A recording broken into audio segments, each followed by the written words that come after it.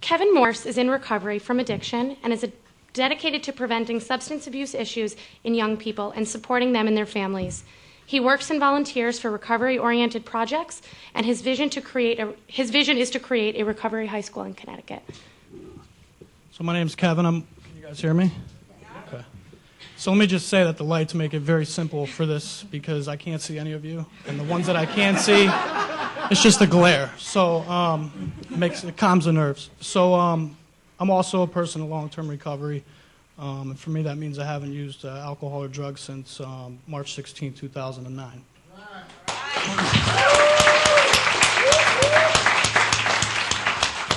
Really quick, I will just say that, recovery has brought my family together, has allowed me to be a father, an employee, a brother, an uncle, a friend, all that stuff up here. So I'll just give you a quick background really quick, hopefully 5 minutes. Okay. So in the first grade, I was suspended from school for stealing from a teacher's desk. I think it was like 85 cents. The punishment was there. Maybe then nobody looked at, wow, that's kind of risky behavior for a first grader, So that kind of just, I was suspended for a day, went back to school, was punished. The third grade, I was suspended again for throwing an ice ball through a school bus window and hitting a young girl in the face. I was suspended again, yet there was nothing thrown at me as far as like service. Nobody said, geez, that's kind of risky, maybe we should look into this. Maybe you should go to this or see that person. There was nothing. As I went on through school, I started using about 8, 9 years old in the third grade, and I actually have a 7-year-old son right now. So it really, I have a huge passion with this. So I started using very young. Before I knew it, I was dealing drugs in school, and pretty much that's all that I knew how to do was use, sell, and I knew how to go to school, but that was about it. And I say that to say this, there's a lot of services in the schools, and so we have speech class. That was one thing that was thrown at me was speech class. I couldn't tell you what if I had a lisp or I don't remember.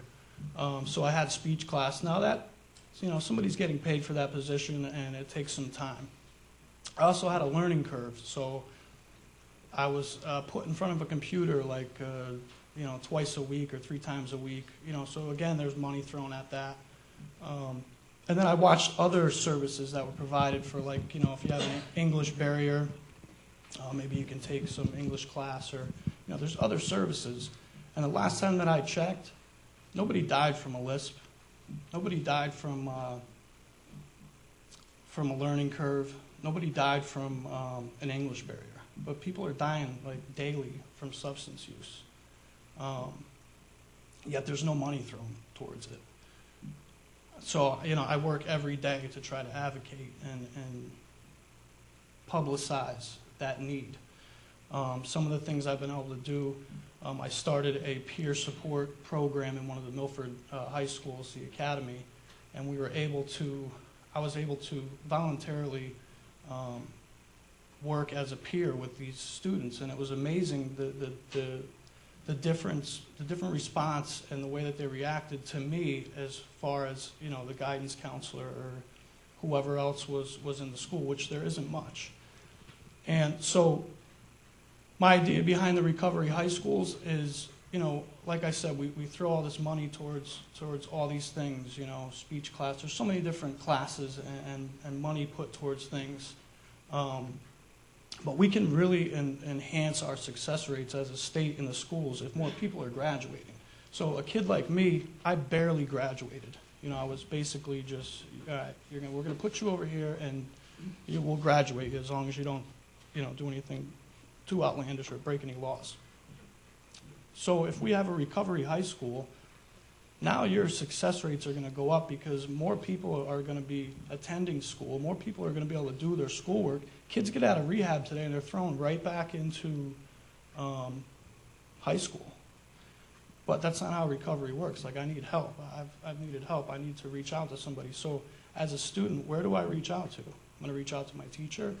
There's a lot of stigmas, you know, the lack of training in the schools on these issues. So they have nowhere to turn and no place to get help. So what happens, they start acting out in class. They get a detention, you know, and it just kind of just spirals downward when maybe there could have been some intervention put in place. So just before I close today, you know, I've done some cool things besides, you know, have my whole family back, and I'm a father of 3 today.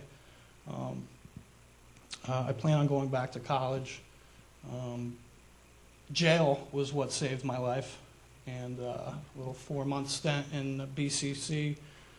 And there was no service provided in there neither at that time. So I'm just going to pass it along to John.